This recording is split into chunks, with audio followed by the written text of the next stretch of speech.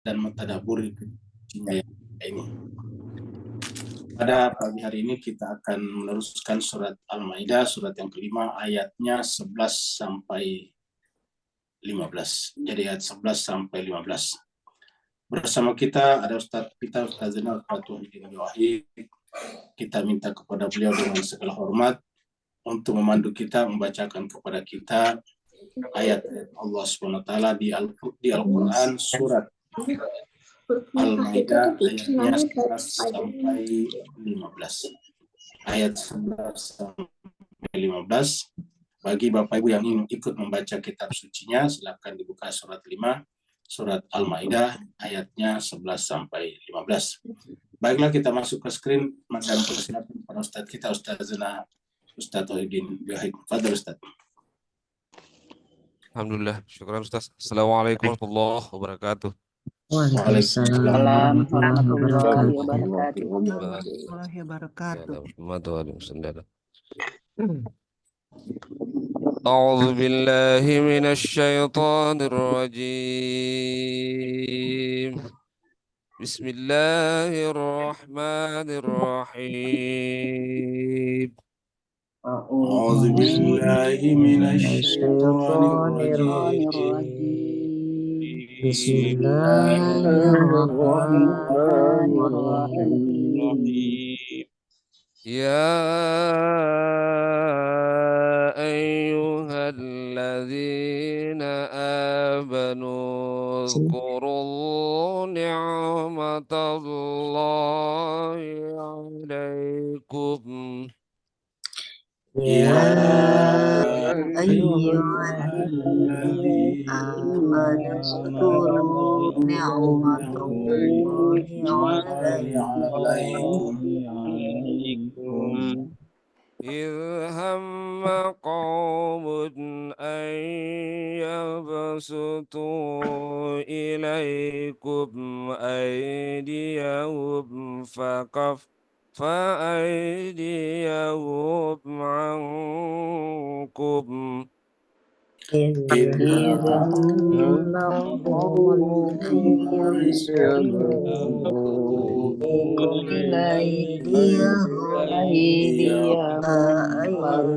يبسطوا أيديهم عنكم واتقوا الله وعلى الله فليتوكل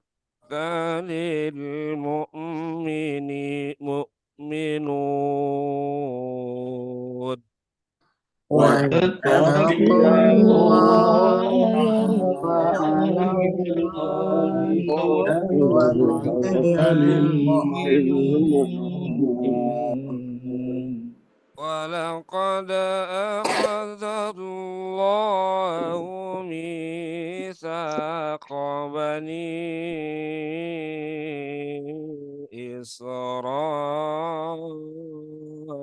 إسرائيل ولقد أخذ الله ميثاق بني إسرائيل وبعثنا منهم 12 نقيبا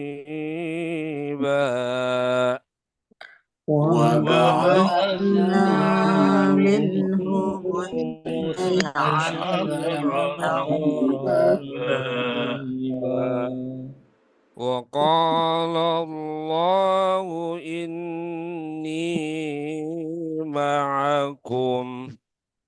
وقال الله إني معكم لئن أقمتم الصلاة وآتيتم الزكاة وآمنتم برسلي لئن أقمتم الصلاة وآتيتم الزكاة وآمنتم برسلي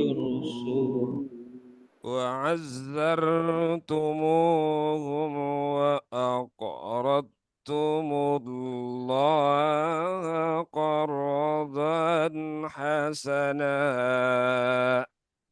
وعزرتموهم وأقرضتم الله قرضا حسنا لأكفرن عنكم سيئاتكم وأدخلنكم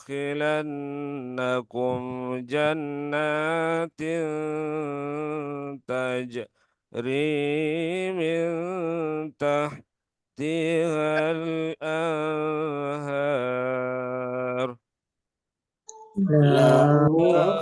لأكفرن عنكم سيئاتكم وأدخلنكم جنات تجري من تحتها الأنهار فمن كفر بعد ذلك منكم فقد ضل سواء السبيل فمن كفر بعد ذلك منكم فقد ضل سواء السبيل فبما نقضهم ميثاقهم لعناهم وجعلنا قلوبهم قاسية فبما نقضهم ميثاقهم لعناهم وجعلنا قلوبهم قاسية يحرفون الكلم عن مواضعه ونسوا حظا مما ذكروا به يحرفون الكلم عن مواضعه ونسوا حظا مما ذكروا به ولا تزال تطلع على خائنة منهم إلا قليلا منهم ولا تزال على خائنة منهم إلا قليلا منهم فاعف عنهم واصفح فاعف عنهم واصفح إن الله يحب المحسنين إن الله يحب المحسنين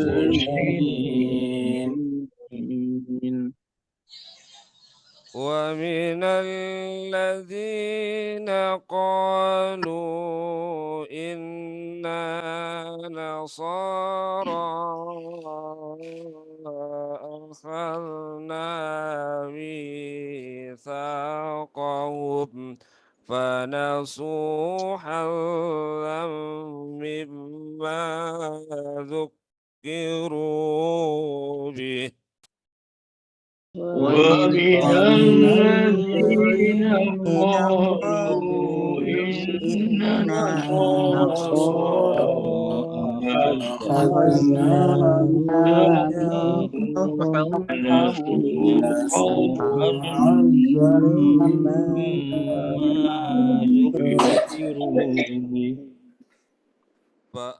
فأغرينا بينهم العداوة والبغضاء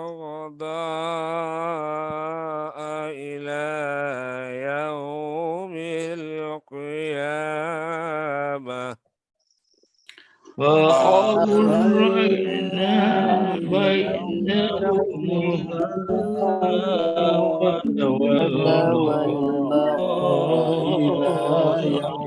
إلى يوم القيامة وسوف ينبئهم الله بما كانوا يصنعون وسوف ينبئهم الله بما كانوا يصنعون يا أهل الكتاب قد جاءكم رسلنا يبين لكم كثيرا يا قد جاءكم رسولنا يبين لكم كثيرا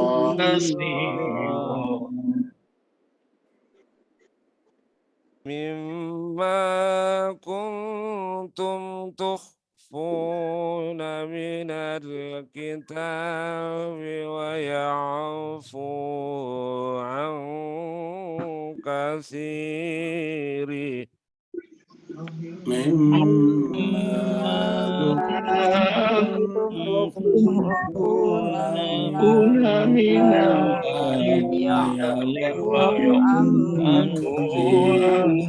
كثير فقد جاءكم من الله نور وكتاب مبين قد جاءكم من الله نور وكتاب مبين صدق الله العلي العظيم صدق الله العلي العظيم اللهم صل وسلم وزد وبارك على رسول الله وآله الأطهار على رسول الله وآله الأطهار اللهم صل على محمد اللهم صل على محمد.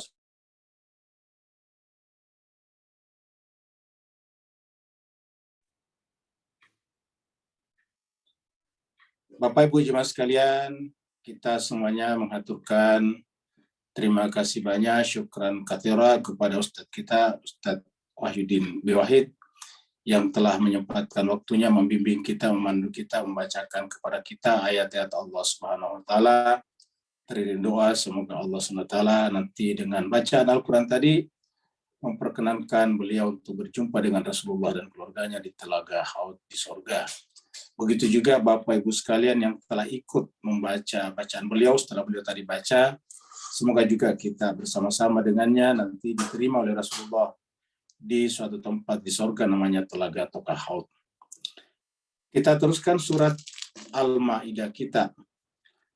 Al-Maidah ini adalah surat nomor urut 5. Al-Maidah artinya hidangan. Kadang juga Al-Maidah disebut dengan meja makan. Kalau meja makan di atasnya biasa ada hidangan. Kemudian turunnya di Madinah, maka disebutlah dengan suratnya. Jumlah ayatnya ada 120 ayat. Dan kita tadi sudah membaca ayat 11 sampai ayat yang ke-15.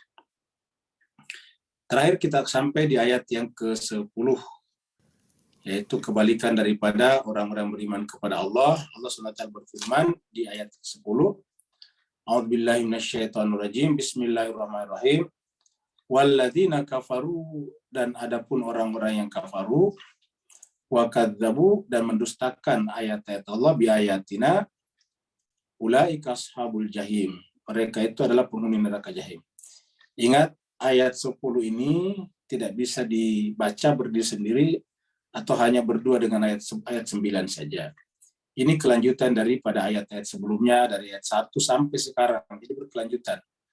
Terutama ketika kita kemarin berbicara tentang wudhu, dan sebelum berbicara tentang wudhu, berbicara tentang makanan, berbicara tentang pentingnya kita ta'awanu 'alal birri wat taqwa, dan Tuhan berbicara tentang ayat terakhir turun, yaitu kapan disebut agama ini sempurna.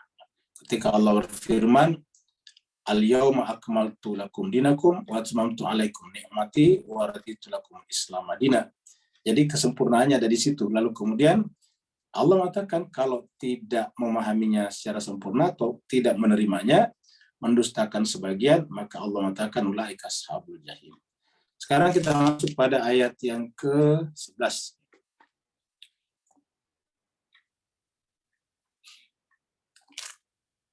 Ya ayyuhalladzina amanu, wahai orang-orang yang beriman, uzkuru ni'matallahi alaikum.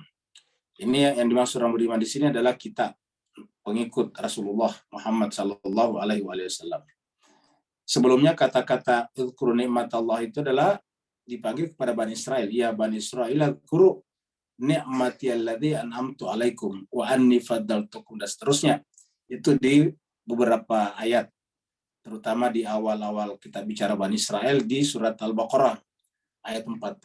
Ya, itu mulai dengan ya Bani Israel, uzkuru ni'mati. Nah, sekarang nikmat ini juga diingatkan kepada orang beriman. Jadi dari sini kita bisa tahu Allah tidak menginginkan kita mengikuti jejak Bani Israel, di mana nabi-nabi datang, tetapi kalau tidak sesuai dengan hawa nafsu mereka, maka mereka menolaknya. Bahkan mereka membunuh nabi tersebut. Nikmat apa yang diturunkan kepada mereka Bani Israel, yaitu kenabian. Banyak sekali nabi. Nah, sekarang kita orang beriman juga kepada Allah karena nabi juga, nikmat kenabian. Nah, Allah juga meminta kepada kita, ya ayyuhalladzina amanu, wahai orang-orang beriman, uzkuru, ingatlah nikmat Allah alaikum, kepada kalian. Nikmat ini diberikan Allah kepada kita melalui nabinya, melalui kepemimpinan. Idhamma qaumun ayyabsutu ilaikum aydiyahum.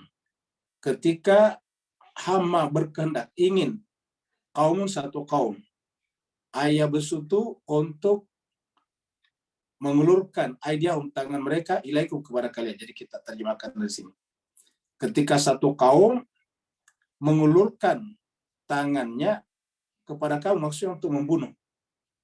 Ya, jadi ketika awal-awal Islam ini datang, kan banyak yang tidak setuju, sehingga kemudian mereka ingin membinasakan. Kita lihat bagaimana sahabat-sahabat Nabi, terutama dari kalangan kecil yang tidak punya pelindung, itu disiksa. Ada yang dicambuk seperti Bilal, diletakkan di atas padang pasir yang panas, terik, lalu ditindih dengan batu besar, baru dicambuk. Dipaksa untuk menolak Muhammad sebagai nabi. Tetapi Bilal tetap bertahan pada pendiriannya, pada imannya. Setiap kali cambukan selalu menyebut kata ahad, ahad, ahad. Begitu juga orang seperti Khabbab al-Arath yang disetrika dengan besi yang membara sampai melepuh lemak-lemak dagingnya, kulitnya. Setiap kali setrikaan ataukah setiap kali besi panas itu ditempelkan di badannya. Jadi Bapak bisa bayangkan kalau besi membara ditempel di badan kita hanya karena meminta kepadanya untuk kembali kepada agama nenek moyangnya. Ada orang yang bukan dari kalangan bawah tapi orang berada, seperti misalnya Mus'ab bin Umair yang dipaksa oleh ibunya untuk kembali memeluk agama nenek moyangnya. Akhirnya karena Mus'ab tidak mau tetap berada pada pendiriannya untuk beriman kepada Allah dan Rasulnya, akhirnya diusir dari ibunya. Ya.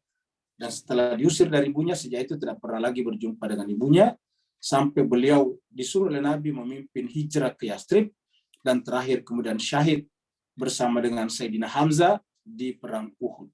Ya.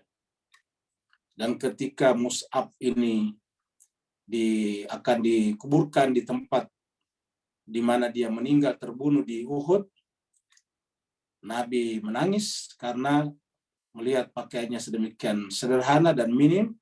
Kalau pakaiannya ditarik ke bawah kelihatan wajahnya, kalau pakaiannya ditarik ke atas menutup wajahnya kelihatan kakinya.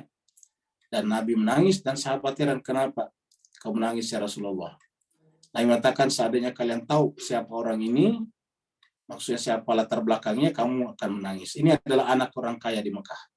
Ibunya Hunas binti Malik adalah pedagang besar ya, di Mekah pada saat itu. Dan satu-satunya putranya adalah anak ini. Jadi dialah pewaris orang tuanya. Tapi lebih memilih Islam daripada bersama dengan orang tuanya, tetapi dalam kekafiran dan kemusyrikan. Dan kita lihat meninggal dalam keadaan seperti ini, yaitu pakaian dari sisi pakaian. Tapi beliau telah mempersembahkan segala-galanya untuk agama Allah dengan syahid di perang Uhud ini. Nah, jadi seperti itulah jemaah sekalian. Jadi banyak sekali siksaan yang dilakukan. Mereka ingin membunuh, bahkan kemudian mengusir mereka dari Madinah, dari Yastrib, dari Mekah, pindah ke Yastrib. Nah, maka Allah mengatakan, fakaffa aydiyahum ankum. Tapi Allah menahan tangan mereka dari atas kalian. Maksudnya tidak berhasil membunuh kalian. Nabi misalnya mau dibunuh di rumahnya ketika akan hijrah. Tidak jadi juga dibunuhnya. Nabi berhasil lolos. Tengah malam saat Sayyidina Ali bin Abi Thalib menempati tempat pembaringan atau tempat tidurnya. Begitu juga sahabat-sahabat Nabi yang lain telah terlebih dahulu pindah ke Yastrib. Bahkan orang seperti misalnya Ummu Salamah, ya. Anaknya bernama Salamah bersama dengan suaminya Abu Salamah pada saat akan meninggalkan Mekah, lalu kemudian keluarganya memperebutkan anaknya itu Salamah, sehingga anak ini menjadi rebutan antara orang tuanya dengan saudaranya yang ada di Mekah yang masih menyembah berhala, sehingga karena anak ini diperebutkan, tangan kanan anak ini copot. Ya. Dapat kita bayangkan, begitu beratnya pada saat itu. Ya. Allah mengatakan, mereka ingin bahkan membinasakan kalian, tetapi fakaffa aydiyahum ankum. Karena kalau pada saat awal seperti ini mereka semuanya berhasil dikalahkan, artinya seandainya peristiwa Karbala ini terjadi di Mekah, ya udah habislah Islam. Ya. Nabi misalnya berhasil dibunuh seperti Imam Hussein, sahabat-sahabat yang lain dibunuh seperti yang lain, akhirnya habislah Islam. Maka karena ini masih sangat awal dan yang dilawan memang bukan orang Islam tetapi orang penyembah berhala, maka kemudian Allah menyelamatkan mereka demi keberlanjutan agama ini sampai kita sekarang. Jadi agama ini sampai ke kita sekarang ini perjuangannya berat sekali. Makanya kan ada doa yang diajarkan kita di dalam surat Al-Hasyr itu mengatakan Rabbana la tuzigh qulubana. Rabbana, ya Tuhan kami, janganlah Engkau menanamkan kepada kami ghillun terhadap orang-orang sebelum kami. La taj'alna, jangan Kau menjadikan kami dalam diri kami fi qulubina ghillun, terhadap orang-orang yang beriman dari awal sampai sekarang. Kenapa? Karena kita 1400 tahun kemudian bisa begini, bisa beriman seperti ini karena perjuangan mereka. Dan perjuangan mereka itu berat. Maka mensyukuri atau berterima kasih atas perjuangan mereka dengan bersungguh-sungguh harusnya mempelajari agama ini. Kalau mereka mengorbankan dirinya seperti tadi, disetrika, dicambuk, diusir, maka kita tidak mengalami semuanya itu. Cuma satu yang Allah minta dari kita, mau mengorbankan waktu dan tenaga kita saja. Tidak dicambuk juga. Tidak disetrika dengan api panas juga. tidak diusir dari keluarga kita juga. Cuma satu saja, yaitu mengorbankan waktu kita. Kalau itu pun kita tidak mampu, lantas apa yang bisa kita berikan kepada agama ini? Bagaimana kita menjawab permintaan Allah ketika mengatakan in tansurullaha yansurkum. Jika kalian menolong Allah, maka Allah akan menolong kalian. Wattaqullah, makanya bertakwalah kepada Allah. Wa 'alallahi falyatawakkalul mu'minun. Dan kepada Allah lah bertawakalnya orang beriman, ya. Kita lihat di sini surat Al-Fat juga ada yang seperti ini. Surat Al-Fat ini adalah surat yang ke-35, surat yang ke-48 ya. Allah berfirman, ini ayat 24, wa huwallazi, dan dialah Allah yang kaffa aydiyahum. Dialah Allah yang kaffa, menahan aydiyahum, tangan mereka, angkum, dari. Jadi Allah menahan tangan mereka untuk tidak membunuh kalian, wa aydiyakum anhum, dan menahan tangan kalian terhadap mereka. Di mana? Di batni Makkah, di kota Mekah. Pada saat terjadi Fathul Makkah, ya Nabi melarang mereka untuk menyampaikan amarahnya kepada orang Mekah yang tahun sebelumnya melarang mereka berumroh, dan begitu juga mereka juga tiba-tiba dimasukkan rasa takut pada diri mereka untuk menyerang Nabi dan sahabat-sahabatnya, sehingga terjadilah Futuh Mekah atau kemenangan di Mekah secara damai. Jadi Allah yang melakukan itu. Huwallazi kaffa aydiyahum ankum wa aydiyakum bi batni. Batni itu secara bahasa artinya perut. Bi batni Makkah berarti di pusat kota Mekah, yaitu Ka'bah, Baitullah. Min ba'di, setelah an azfarakum alaihim. Setelah Allah memberikan kekuatan kemenangan kepada kalian alaihim, atas mereka. Wa kana Allahu bima ta'maluna basira. Jadi ini kebalikan. Kalau tadinya Allah menahan tangan mereka untuk membunuh Nabi dan sahabatnya, Nabi berhasil pindah ke Yastrib, sekarang balik lagi. Ya, Allah menahan tangannya mereka untuk membunuh Nabi, memerangi Nabi, dan Nabi juga dilarang untuk menghukum mereka selama mengikuti aturan yang telah Nabi tentukan, yaitu siapa yang masuk ke rumahnya Abu Sofyan, dia akan selamat. Siapa yang tinggal di rumahnya pada saat terjadi Futuh Mekah, dia akan selamat. Dan siapa yang berkumpul di Ka'bah, di Baitullah, dia pun akan selamat. Sehingga dengan 3 pengumuman ini, Nabi berhasil masuk ke Mekah dalam keadaan damai dan tidak ada pertumpahan darah. Seperti itu.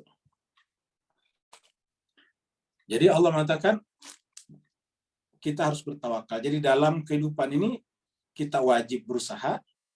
Usaha itu adalah berdasarkan hukum dunia, hukum sebab akibat, tetapi kita juga harus bertawakal. Nah, tawakal kepada Allah inilah yang membutuhkan iman dan membutuhkan misalnya doa-doa. Jadi doa-doa dibutuhkan dalam rangka bertawakal kepada Allah SWT. Setelah apa kita bertawakal? Setelah berusaha. Jadi kita selalu mengatakan bahwa harus ada usaha jelas, baru kita bertawakal. Apabila kita bertawakal tanpa usaha, itu bahasa kasarnya kita malas namanya. Dan kalau kita misalnya berusaha tapi tidak pernah bertawakal kepada Allah, ya itu artinya kita tidak percaya kepadanya. Seperti itu. Jadi dengan demikian kita harus berusaha. Kalau misalnya kita sakit, rajin minum obat. Kalau kita misalnya tidak punya uang untuk bertanggung jawab kepada keluarga kita, kita rajin bekerja. Kalau kita misalnya tidak punya makanan, ya tentu kita memasak. Nah seperti itulah. Nah setelah itu baru tawakal. Al-Quran menyebut faiza azamta fatawakkal Allah. Setelah usaha kalian selesai, azam kalian, azamta itu kan niat. Ya, faiza azamta. Saya kira ikhwan kita di Malaysia dan Singapura kalau berniat masih menggunakan kata azam. Jadi faiza azamta, kalau kamu telah berazam, kalian telah berusaha semaksimal yang kamu mampu, ya setelah itu fatawakkal Allah. Innallaha yuhibbul mutawakkilin. Nah, begitu ya di sini. Jadi di atas ini adalah bagaimana caranya agar usaha itu kita lakukan supaya, contohnya kenapa tadi Allah misalnya menahan tangan mereka kepada kamu? Ya karena Nabi juga sudah kuat pada saat itu. Ya. Jadi Allah sudah orang Islam sudah kuat. Seperti contohnya sekarang, kenapa itu Israel tidak berani menyerang Iran? Ya karena dia tahu kalau Iran itu bisa balik membalas dan kehancuran Israel akan lebih cepat. Ya, akan lebih cepat. Kenapa? Karena begitu diserang dengan rudal dan berhasil masuk, ya dia akan serang balik dengan rudal yang lebih hebat. Nah, sehingga kemudian habis. Ingat, kalau orang sekarang saling menyerang dengan rudal-rudal canggih, habislah. Ya. Jadi makanya sebetulnya seperti Rusia misalnya menyerang Ukraina, ya karena Rusia tidak menginginkan juga malapetaka kemanusiaan. Tapi kalau kemudian coba mereka menyerang Rusia dengan rudal-rudal yang berat, ya tentu Rusia juga akan balas dengan berat. Dan Ukraina bisa dalam waktu 1-2 jam akan habis lulu lantak. Dan ini yang tidak diinginkan oleh mereka semuanya, sehingga sesuai dengan kapasitas mereka juga semuanya takut mati juga, seperti itu. Israel juga takut musnah, takut mati, maka mereka tidak berani menyerang. Kalau misalnya mengatakan kenapa Iran tidak menyerang Israel, ya memang begitu aturan agama. Aturan agama itu berperang bukan untuk memusnahkan orang. Aturan agama Islam berperang itu hanya membela diri dan menghentikan peperangan. Tujuan perang dalam Islam bukan untuk membunuh, bukan untuk memusnahkan. Karena semua manusia itu hamba Allah. Semua manusia setelah Nabi Muhammad adalah umat Nabi Muhammad hakikatnya. Terlepas apakah mereka mengakui atau tidak. Jadi kalau ada mengatakan kenapa tidak menyerang Israel, ya sejahat-jahatnya Israel, tetap saja dia adalah hamba Allah. Dan tujuan agama, terutama Nabi datang untuk mengajari mereka. Nah, dalam rangka mengajari mereka itu butuh dihentikan dulu kejahatannya. Kalau tidak mereka, paling tidak anak keturunannya nantinya. Ya. Seperti pada saat Nabi dilempar di kota Taif. Nabi kan dilempar di kota Taif. Artinya kenapa Nabi tidak minta aja kepada malaikat, ya kepada Tuhan, supaya menghancurkan kaum Taif? Apa kata Nabi? Nabi mengatakan kepada malaikat, Tuhan malaikat, mereka belum paham akan risalah ke bawah. Saya berharap kalau mereka sekarang tidak mengikuti ajaranku, saya berharap agar anak cucunya nanti akan mengikuti ajaranku. Dan ternyata benar, kota Taif sekarang adalah kota Islam. Nah, kan ini cara berpikirnya Islam. Cara Islam berpikir itu bukan zero sum game. Bukan menghancurkan semuanya, bukan menang jadi arang, kalah jadi debu, bukan begitu dalam Islam. Islam itu selalu pandangannya memperbaiki. Kita ulangi lagi, Islam itu dalam pandangannya selalu memperbaiki. Sejahat-jahatnya pada saat itu misalnya Fir'aun, Allah mengutus kepadanya untuk memperbaiki, bukan untuk menghancurkan Fir'aun. Lalu kenapa Fir'aun hancur? Ya karena perbuatan tangannya sendiri, bukan karena Nabi Musa. Nabi Musa mah menyeberang aja. Fir'aun karena bersemangat, bernafsu, akhirnya dia menyeberang di belakang Nabi Musa, akhirnya tenggelam. Ya. Jadi tenggelamnya dia karena perbuatan tangannya sendiri. 5 kanu ya'malun, sesuai dengan apa yang mereka kerjakan. Ya, jadi inilah jemaah sekalian. Jadi intinya adalah bertawakal kepada Allah penting. Tapi ingat, tawakal dilakukan setelah berazam, setelah berikhtiar semaksimal yang kita mampu. Ini adalah cerita Nabi Yakub yang merupakan bapak dari 12 suku Bani Israel. Walaqad akhadallahu mitsaqa Bani Israil. Dan ingatlah ketika Allah mengambil misak. Kita sudah pada pertemuan sebelumnya kita sudah banyak berbicara tentang misak, ya.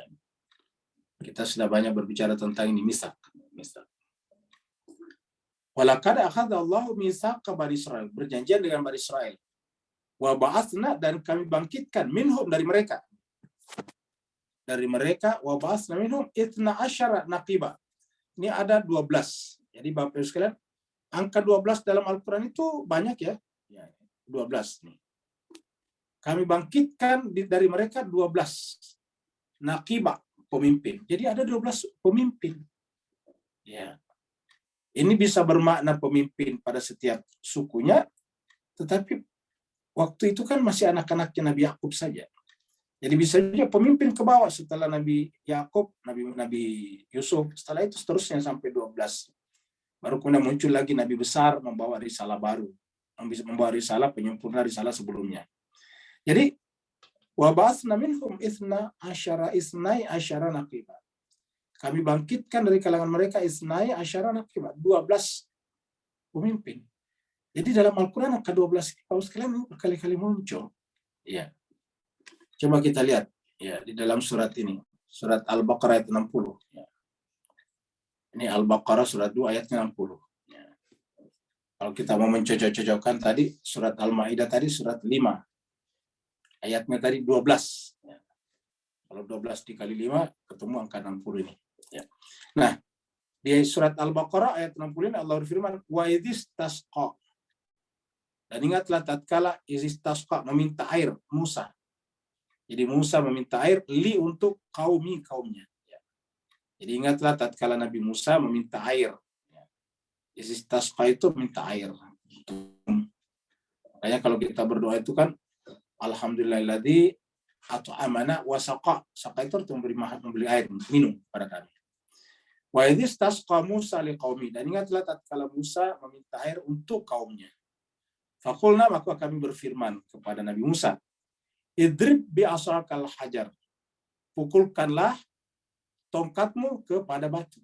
Ya, jadi idrib, pukulkanlah, bi dengan asaka, tongkatmu itu Musa, al-hajarah, pada batu tersebut. Ya.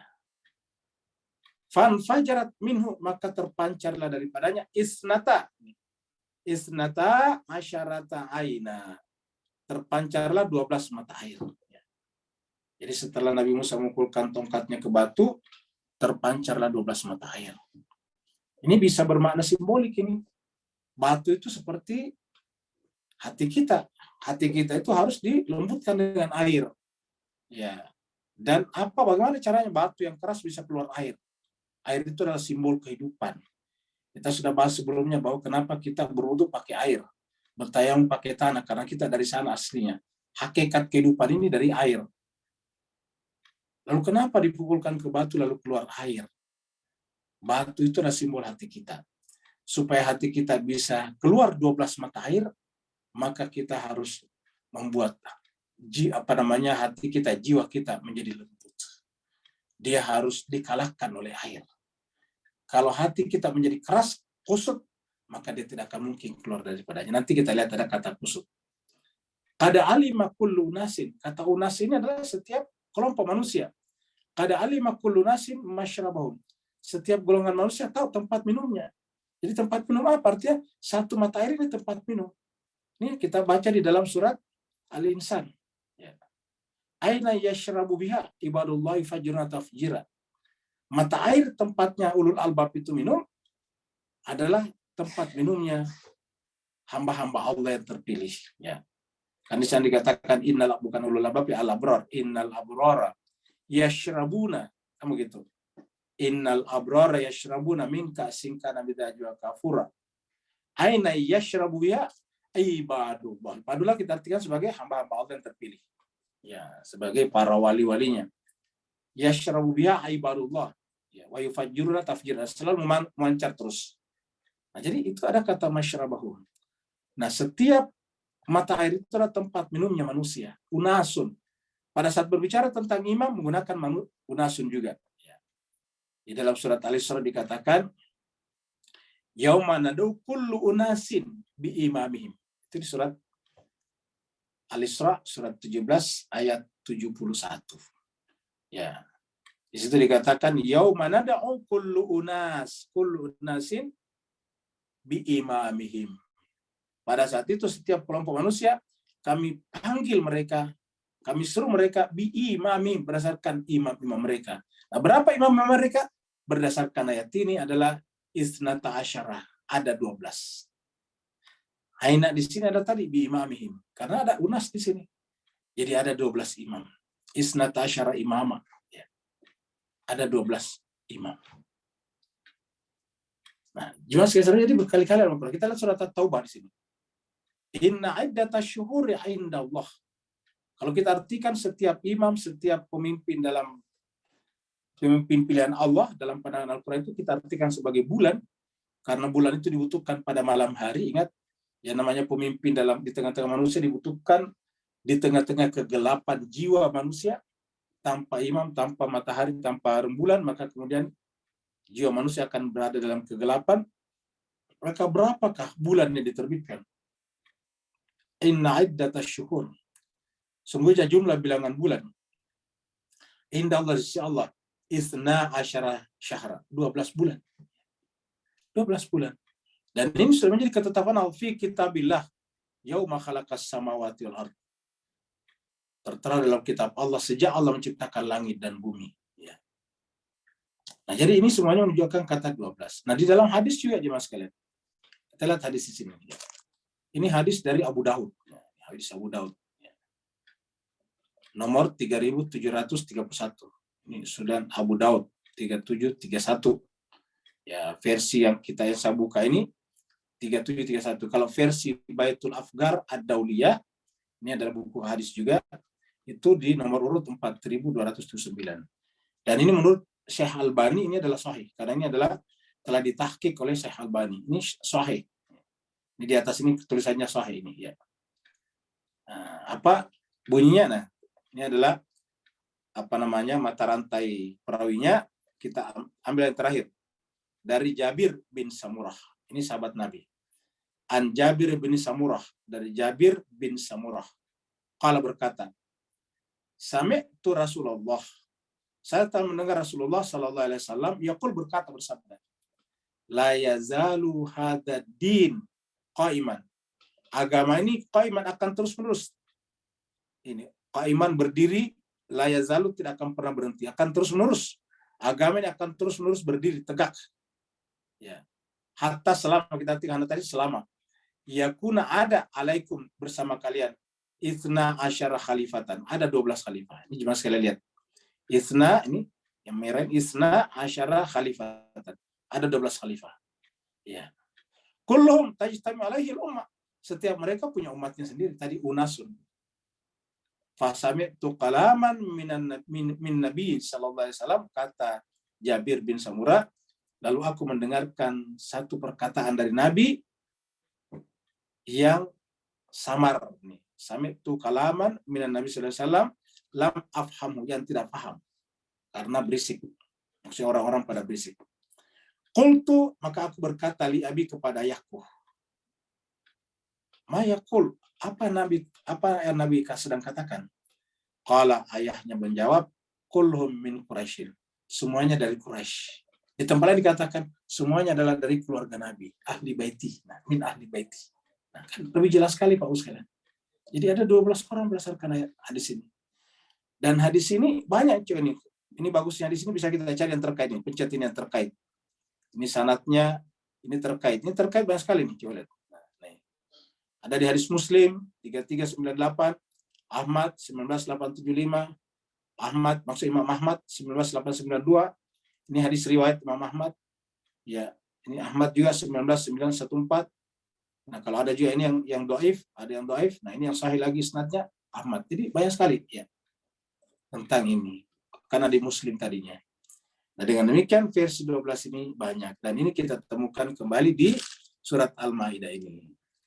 Jadi isna asyara syahra fi kitabillahi yauma khalaqas samawati wal ardi. Tadi surat At-Taubah ini. Ya, itu sudah 12 bulan tertera dalam kitab Allah sejak Allah menciptakan langit dan bumi. Ya. Kita kembali ke sini. Ya. Jadi mana tadi? Nah, Allah mengatakan, walaqad akhadallahu mitsaqa bani Israila wa ba'atsna minhum 12 syahra. Naqiba 12 pemimpin. Wa qala Allah, dan Allah berkata ini. Allah berfirman setelah menyebut 12 tadi ini. Setelah menyebut tadi angka 12 sini. Ya. Setelah menyebut angka 12. Wa qala Allah berkata, inni ma'akum. Ya. Kalau kita baca ayat ini, setelah membaca sebelumnya, artinya bahwa selama Anda bersama dengan 12 pemimpin itu, inni ma'akum, aku bersama kalian. Selama kalian masih berpegang teguh pada 12 pemimpin itu, maka saya bersama kalian. Inni ma'akum. Ya. Lain aqamtumus shalah, dan di dalam salat itu ada ajaran ini sebetulnya. Kita di dalam salat itu ada syahadat kepada Allah, kepada Nabi, dan keluarga Nabi salawatnya. Jadi sudah jelas sekali. Maka dikatakan setelah itu salat. Lain aqamtumus shalah. Ketika kalian menegakkan isinya salat.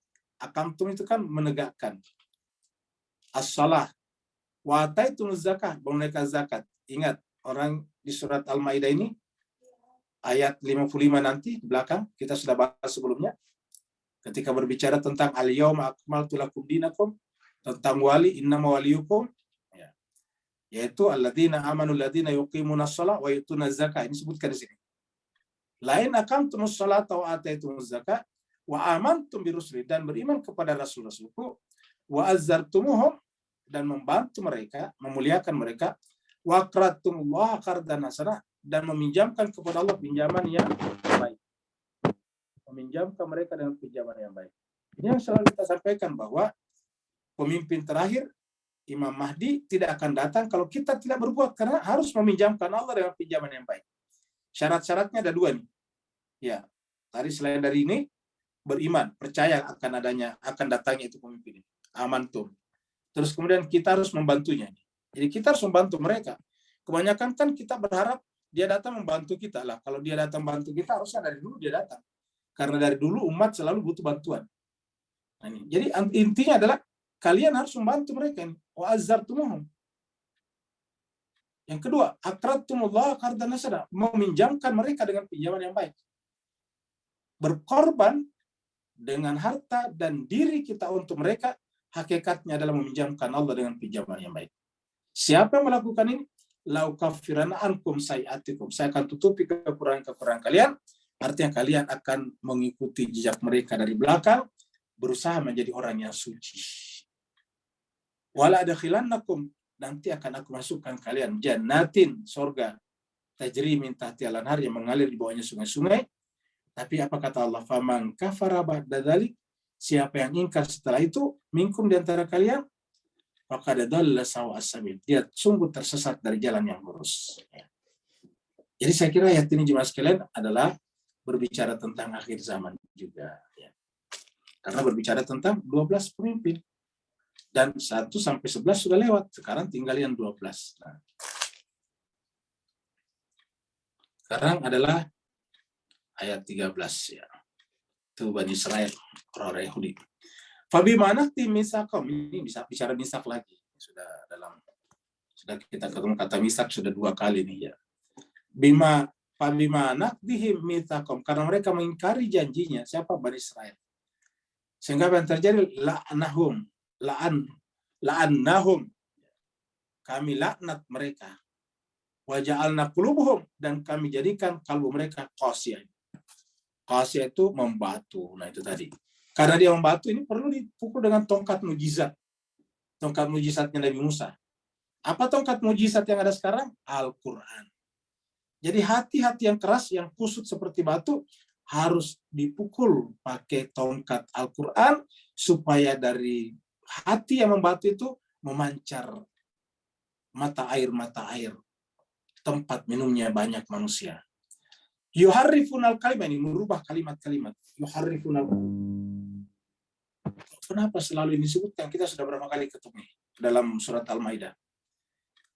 Ini kaitannya dengan wudhu tempo hari. Karena ini wudhu sederhana sekali. Paling banyak sekali kita lihat berubah dari sisi Al-Quran kalau wudhu. Karena wudhu jelas sekali dalam Al-Quran. Sekali masing-masing cuma 1 kali, cuma 4 bagian. Airnya juga tidak perlu banyak, karena hanya ada yang pakai disapu atau diusap. Tidak selamanya harus pakai gusel, fagesilu. Akhirnya kan bisa menggunakan air sangat minimal. Ya, 1 mud kata Nabi dalam hadisnya. Tetapi sekarang luar biasa. Tetapi tidak menegakkan makna salat. Ya. Seperti tadi di atas. Lain aqamtumus shalah. Ya. Jadi maka diingatkan kembali. Ya. Mereka Yahudi itu, kenapa kemudian datang nabi-nabi setelahnya, terutama Nabi Isa dan kemudian Nabi Muhammad? Ya karena hatinya mengeras dan tidak bisa lagi ditegur oleh kitab suci. Bahkan yang terjadi bukannya hati yang dirubah dalam kitab suci. Coba lihat. Kan harusnya hati mereka ini. Harusnya kan hati mereka ini yang dilembutkan, diubah. Yang terjadi adalah justru al-kalimah, perkataan Allah, firman Allah yang diubah. Nih, yuharrifunal kalimah an mawadi. Harusnya kan yang diubah adalah kalbu. Seperti yang kita minta, ya Allah, lembutkanlah hati kami. Ya. Kita berdoa kepada Allah supaya dilembutkan hati kita. Ini terbalik. Justru kitab suci yang dirubah. Yuharrifunal, yang kitab suci yang diubah, yuharrifunal kalimah. mereka mengubah kalimat-kalimat Allah, firman-firman Allah, an mawadi dari tempatnya, dari posisinya. Ya. Wa nasu hazan, dan mereka lupa tentang pelajaran. Jadi seakan-akan apa yang Allah sampaikan di sana tiba-tiba lupa. Kan ayatnya tadi jelas sekali di surat Al-Maidah ayat 6. Tapi kok tiba-tiba terbolak-balik, ini harus kembali ke atas dan sebagainya. Wa nasu hazan, mereka lupakan bagian pelajaran mimma dzukir, yang telah diajarkan kepada mereka, yang diajarkan juga oleh Nabi kepada mereka. Jadi mimma dzukir bihi wala tazalu tattali'u ala khainatin, maka karena mereka bahkan mengubah kitab-kitab Allah, perkataan-perkataan Allah, maka apalagi kalau cuma perkataan manusia. Maka Allah mengatakan wala tazalu tattali'u, kamu akan terus-menerus menyaksikan ya, munculnya khainatin, pengkhianatan minhum, dari mereka. Jadi akan terus-menerus akan muncul pengkhianatan dari mereka. Sampai sekarang kita lihat PBB terus dikhianati terus-menerus. Ya. PBB terus dikhianati terus-menerus. Sejak dari dulu tidak ada resolusi PBB yang berlaku bagi Israel. Resolusi tapi bagi Israel tidak ada yang berlaku. Ya. Dan tidak ada yang berani menegur. Ya. Terakhir kita baca berita lagi, Joe Biden tetap bersikukuh untuk mengirim amunisi dan senjata canggih kepada Israel. Luar biasa. Seperti yang sebelumnya, bahwa Yahudi dan Nasrani ba'duhum awliya'u ba'din. Ya. Illa qalilan minhum, kecuali sedikit. Jadi ada pengecualian. Jadi kita sudah sampaikan sebelumnya, Al-Quran selalu tidak melakukan generalisasi, tidak menggebiah-uyah. Ya, jadi katakan wala tazalu tattali'u ala khainatin minhum illa qalilan minhum. Jadi ada yang tetap baik di antara mereka. Fa'fu anhum wasfah. Tetapi walaupun mereka melakukan pengkhianatan, ya bagi kita bagi diri kita ya tidak perlu kita terpengaruh. Kenapa? Fa'fu anhum, maafkanlah mereka dan biarkanlah mereka seperti itu. Terutama mereka yang qalilan tadi. Innallaha yuhibbul muhsinin. Sungguhnya Allah mencintai orang berbuat baik. Innallaha yuhibbul muhsinin. Berikutnya lagi. Ini adalah orang membaca Alkitab. Ya. Wa minal ladzina qalu, dan di antara manusia ada yang berkata, inna nasara, kami adalah Nasara. Tadi Yahudi, sekarang Nasara. Ya. Dan di antara orang Yahudi ada yang mengatakan, orang di antara mereka, kalau ada yang mengatakan Nasrani. Jadi di antara yang orang Bani Israel ada yang mengikuti agama Nasrani, tapi sangat sedikit sekali. Ya, mayoritasnya tetap Yahudi. Maka misakahum, kami ambil misak mereka, perjanjian dengan mereka. Ini muncul lagi misak. Diulangi lagi, fanasu hazan mimma dzukir, kan sama tadi di atas.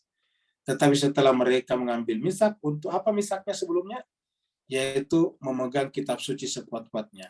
Khuzu ma'atainakum biquwwatin fasma'u, peganglah kitab suci ini dengan sekuat-kuatnya, dan fasma'u, dengarkanlah. Fasma'u, dengarkanlah. Tetapi apa yang mereka lakukan?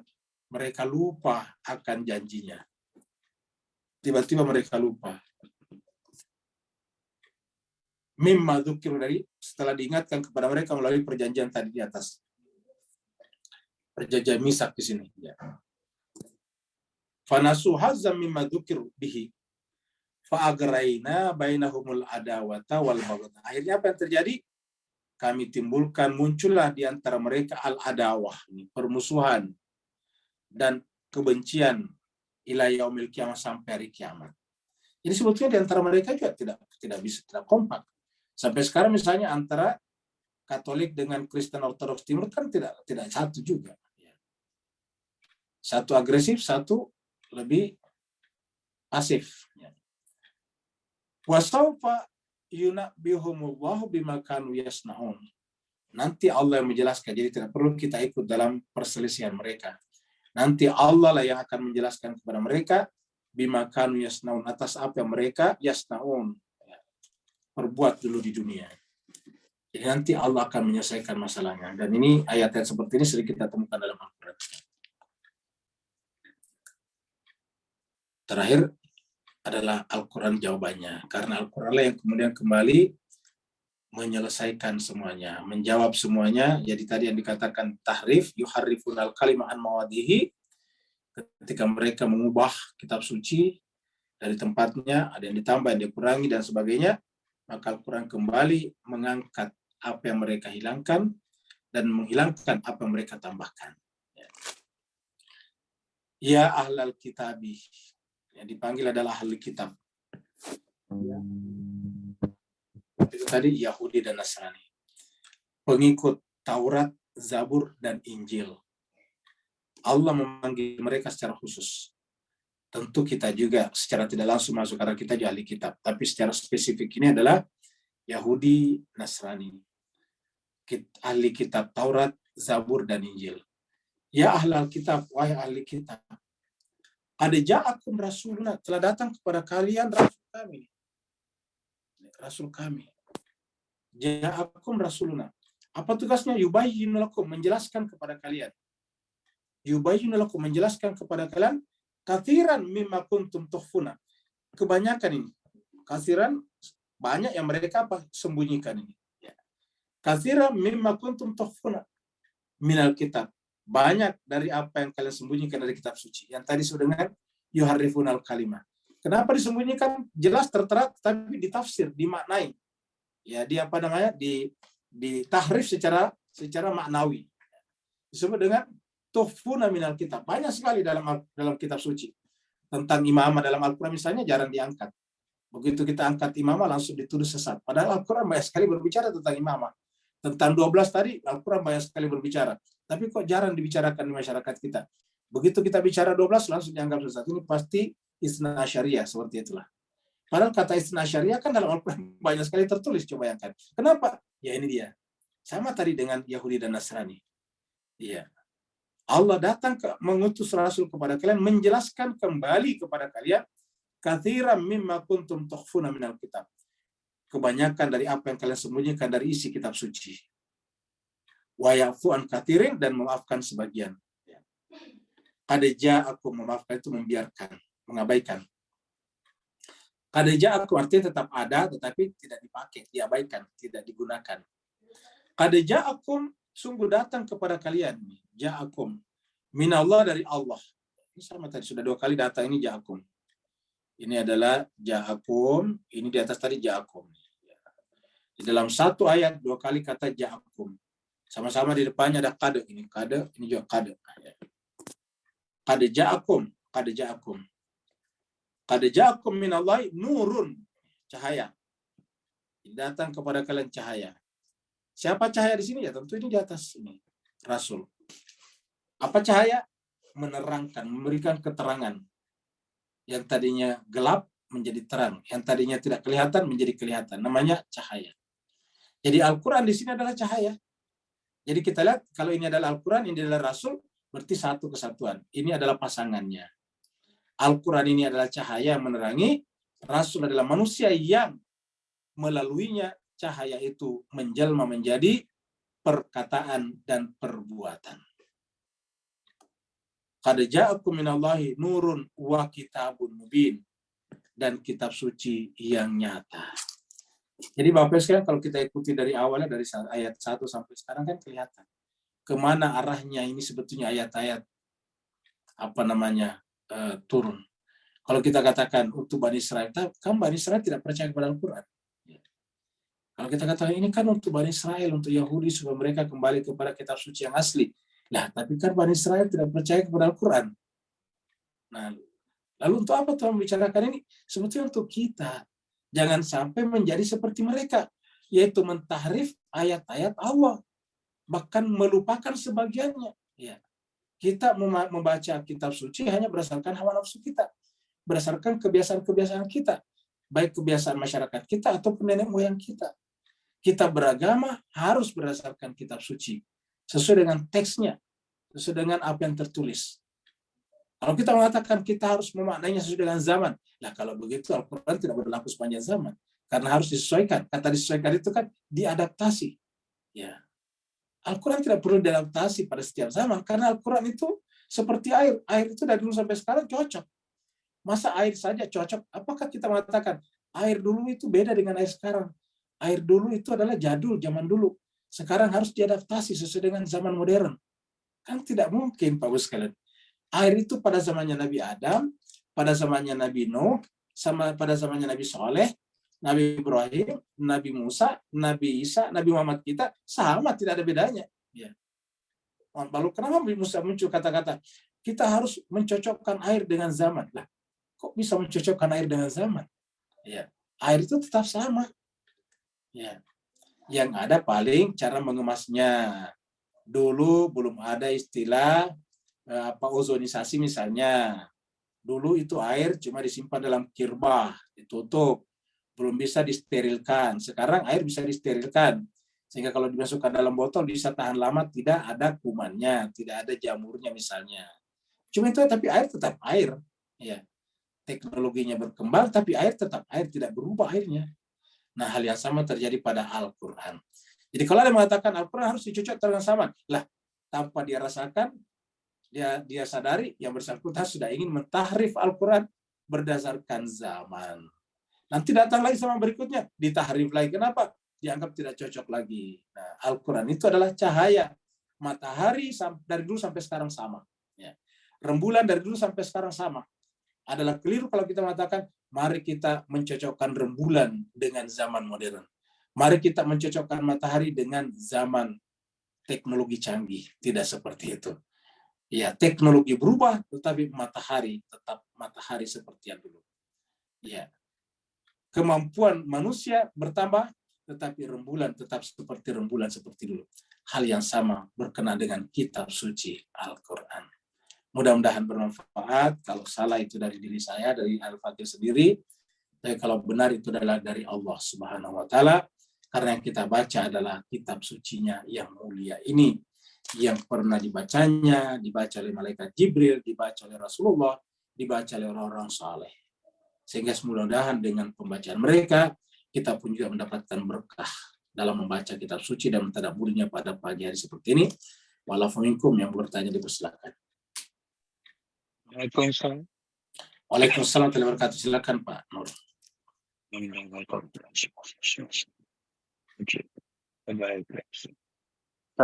Sejak daripada ayat 3 sampai sekarang, bahkan semua ayat-ayat seputar selama ini memperingatkan kita kepada bila ditanya Nabi Ibrahim, beliau alaihissalam katakan izhab ila rabbih. Jadi kunci cerita kehidupan kita ialah sempurna sejak daripada alam alastu rabbikum menjadi rabbiyun di alam ini dan kembali sebagai kelompok rabbiyun di sisi Allah di alam sana. Dan inilah kesempurnaan sejati dan hakiki yang tak putus-putus. Itu je Allah fokus untuk anugerahkan pada kita. Dan betul lumus 124,000 utusan-utusannya bekerjasama siang malam untuk buat ini, walaupun iblis buat cuba halangi untuk kita dapat jiwa syurgawi tadi, Ustaz. Beri teguran dan pencerahan, Ustaz. Baik, terima kasih banyak Pak Nur. Jadi Bapak Ibu sekalian, sejak kita di surat Al-Imran itu kan kita membaca ayat yang berbunyi wa ka'ayyin min nabiyyin qatala ma'ahu ribbiyuna katsir. Jadi betapa banyak nabi-nabi, ya nabi-nabi itu tidak hanya mengurusi sholat, puasa, tetapi mereka juga berperang. Untuk apa mereka berperang? Kamu menunjukkan bahwa mereka turun untuk membela kemanusiaan, menjaga kemasyarakatan, menjaga society, agar masyarakat itu terjaga dengan baik. Karena dengan terjaganya dengan masyarakat, orang bisa berkeluarga, punya anak, sekolah, mengaji, beribadah, itu seperti itu. Maka kemudian nabi-nabi pun juga berperang. Berperang artinya membela bangsa dan negaranya untuk kemaslahatan. Dan mereka ketika berperangnya kadang kalah juga. Kadang kalah juga. Seperti Nabi di perang Uhud kalah. Kekalahannya Nabi bukan karena nabinya, tapi biasanya karena prajuritnya yang tidak disiplin.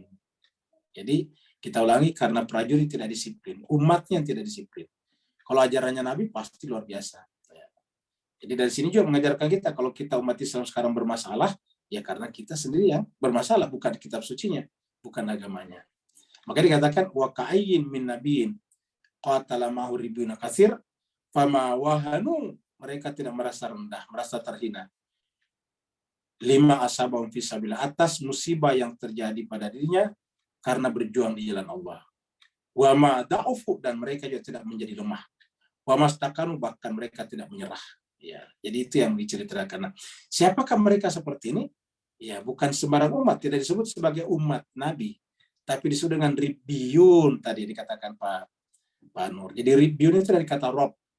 Ya, dan rob inilah yang berkata kepada kita di alam alastu, menggunakan kata-kata alastu birab, alastu birob bikum, bukankah aku ini rob kalian. Jadi kan ketika kita mengakui rububiyahnya Allah, kan berarti juga mengakui ubudiyah kita. Jadi kita tidak bisa mengakui rububiyahnya Allah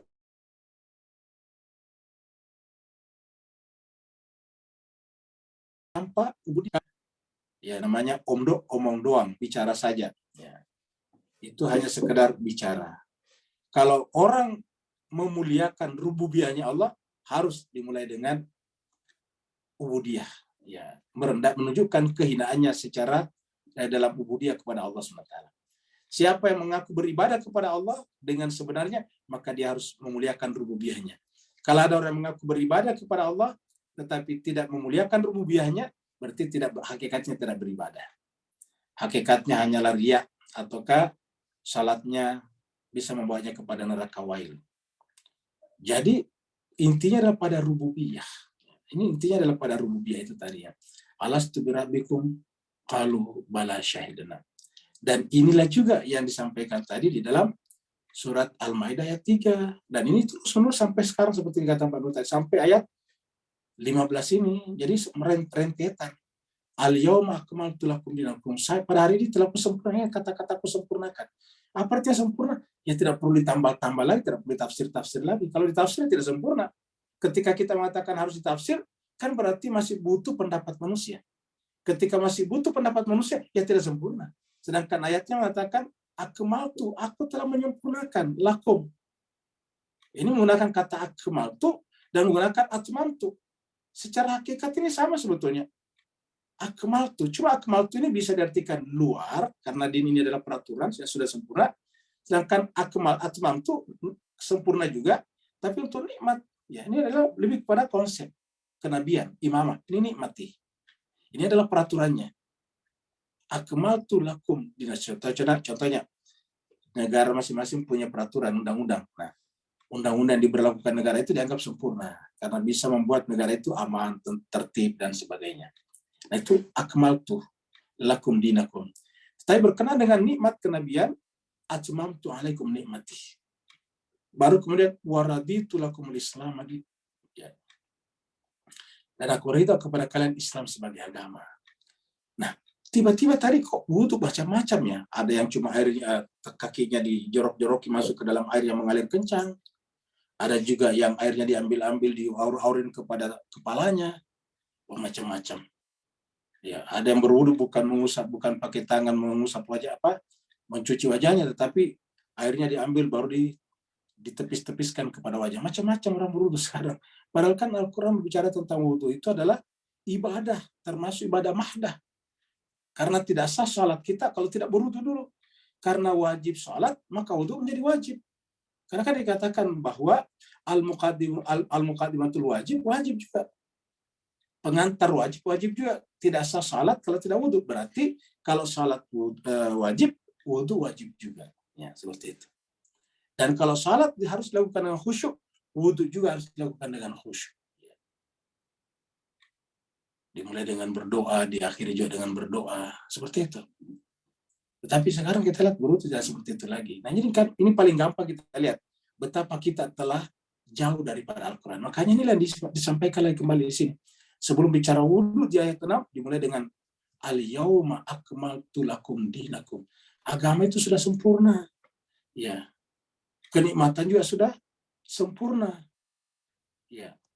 Waraditu lakum, dengan sempurnanya dua-duanya agama dan kenikmatan, kewalian, kenabian, maka aku ridho Islam sebagai agama. Artinya kalau tidak seperti ini, ya Allah tidak ridho sebagai Islam. Bukan Islam versi Al-Quran, bukan versi Allah. Nanti di akhir mengatakan, itu bukan Islam saya, itu Islam kamu. Kalau Islam saya kata Tuhan, ya ini. Kalau Islam kamu, ya bukan Islam saya kata Tuhan. Ya, karena saya tidak ridho dengan Islam seperti itu. Waraditu lakumul Islam Madinah. Apalagi Islam yang dibawa-bawa ngebom-ngebom. Orang tidak bersalah. Ya. Famani turra fi mahmasatin dan seterusnya. Tapi siapa yang terpaksa karena dia lapar, kita sudah bahas ini. Ya, jadi intinya adalah bahwa ayat ini disebutkan sebelum ayat-ayat selanjutnya. Nanti sampai pada tingkat di surat Al-Maidah ini berbicara tentang aulia. Berbicara tentang wali di ayat 55. Berbicara tentang kaum yang diganti dengan kaum yang lain di ayat 54. Berbicara tentang perintah untuk menyampaikan sistem imamah itu kepada Nabi. Dan kalau tidak disampaikan, hakikatnya risalah tidak sampai. Ada lagi satu pertanyaan baru kita tutup. Assalamualaikum Ustaz. Waalaikumsalam. Silakan Ustaz Wahidin, silakan. Ya, silakan Ustaz Wahidin, Oh silakan. ya, silakan. Maaf. Masih terkait wudhu Ustaz ya. Wudhu ini kan terkait dengan tahara, tathir gitu untuk kebersihan, dan itu sangat berkorelasi dengan sholat. Gitu. Nah rahasianya Ustaz, apa rahasianya Ustaz sehingga wudhu itu hanya membasuh dan mengalir air di anggota badan tertentu, dan bagaimana mengkorelasikannya dengan sholat gitu. Ini terkait dengan secara batin Ustaz, tathir gitu loh. Mohon penjelasannya Ustaz. Assalamualaikum warahmatullahi wabarakatuh.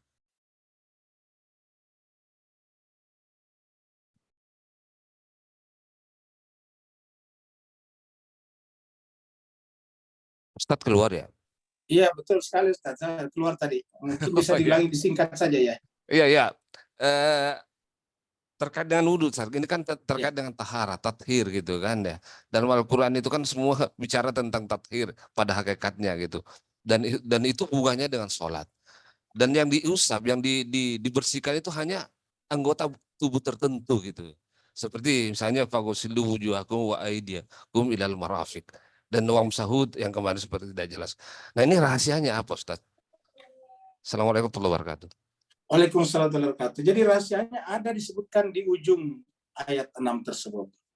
Yaitu rahasianya bukan untuk bersih sebetulnya, tapi untuk suci. Ya, jadi rahasianya untuk mengikuti orang suci. Makanya benar yang dikatakan tadi dari kata tahara tathir. Supaya kita bisa bergabung dengan orang yang ditathirkan Allah. Ingat Mas Kaisar Bahagia, Allah mengatakan innama yuridullah liyudhiba ankum rijsa ahlal bait wa yutahhirakum tathira. Yutahhirakum tathira. Mensucikan kalian dengan sesuci-sucinya. Nah, ini kebetulan itu juga yang dipakai di dalam ayat tentang wudhu ini. Nah, kita lihat lagi kembali ya. Jadi kita lihat kembali lagi di sini. Supaya terungkap rahasianya di dalam surat ayat ini ya. Ayat yang ke-6. Jadi di sini dikatakan nih, ya. Ini dia. Mayuridu, jadi rahasianya dari sini.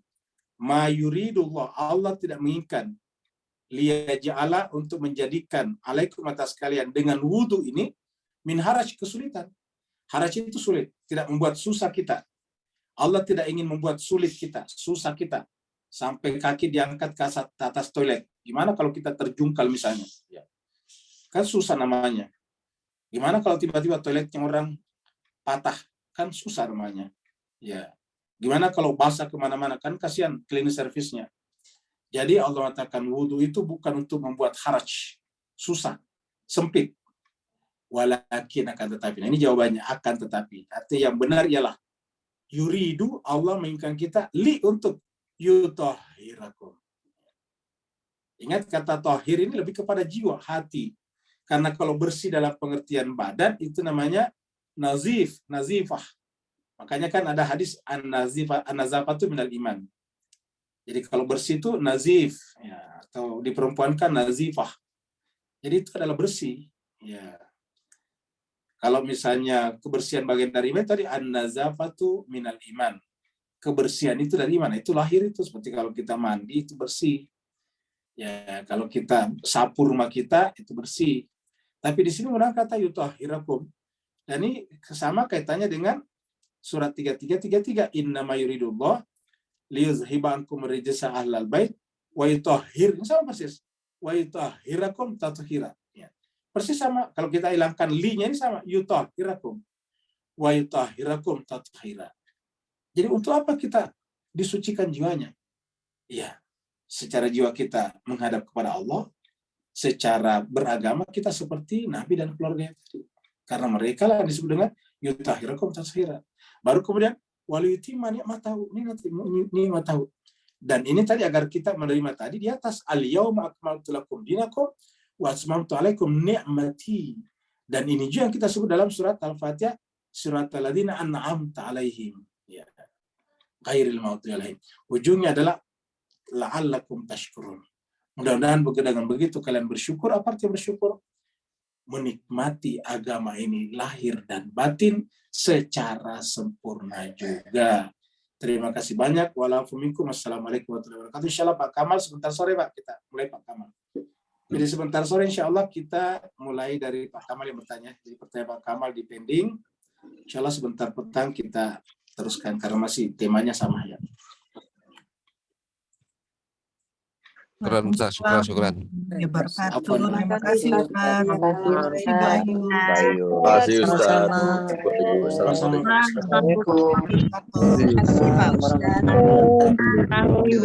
Terima kasih Pak Ustaz. Sama-sama Bapak Ibu. Selamat berpuasa buat semuanya. Assalamualaikum. Terima kasih. Waalaikumsalam.